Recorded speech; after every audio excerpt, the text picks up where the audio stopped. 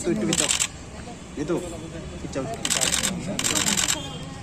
hair ya tenang mau yang tenang deh wanita tenang deh ini tenang deh hair su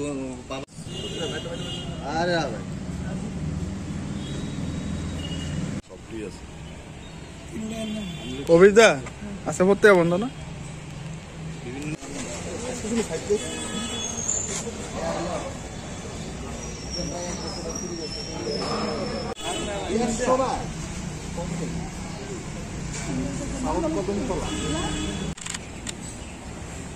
বাইকটা বেড়াইতেছে না তোমরা এদিকে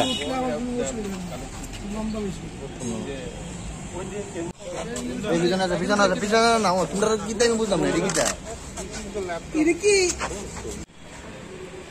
একটি ইন্টারস্টেট বাইক লিফটার গ্যাং যার নেতৃত্বে ছিল রাজিবুল আলম।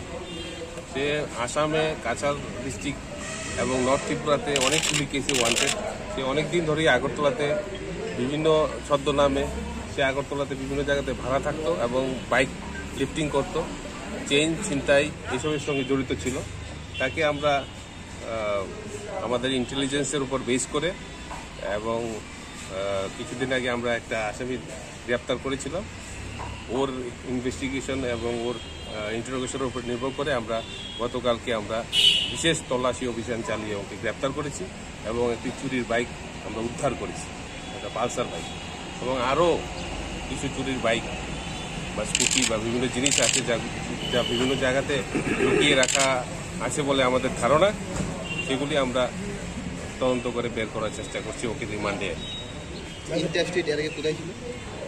সে আসামের বিভিন্ন থানাতেও ওয়ান্টেড, নর্থ ত্রিপুরাতে ধর্মনগর থানা, চুরাইবাড়ি, কদমতলাতেও সে ওখানেও তার বিরুদ্ধে বিভিন্ন কেস আছে বলে আমাদের কাছে খবর আছে। সে এখানে বনকুমারী এলাকাতে ভাড়া হিসাবে কিছুদিন দেখেছে, এখান থেকে অপারেট করতো, তার অনেক অ্যাসোসিয়েট আছে। তা আমরা বিস্তারিত আমরা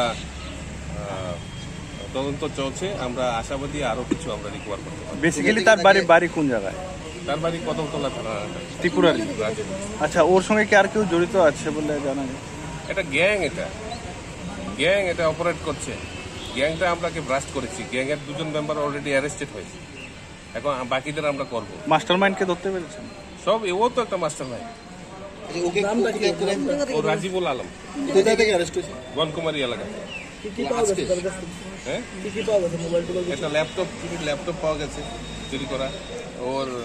এটা আমরা পরবর্তী সময়ে জিজ্ঞাসাবাদের পরে আমরা একটা বাইকও রিকভারি করেছি, পালসার বাইক, জাস্ট চুরি করে।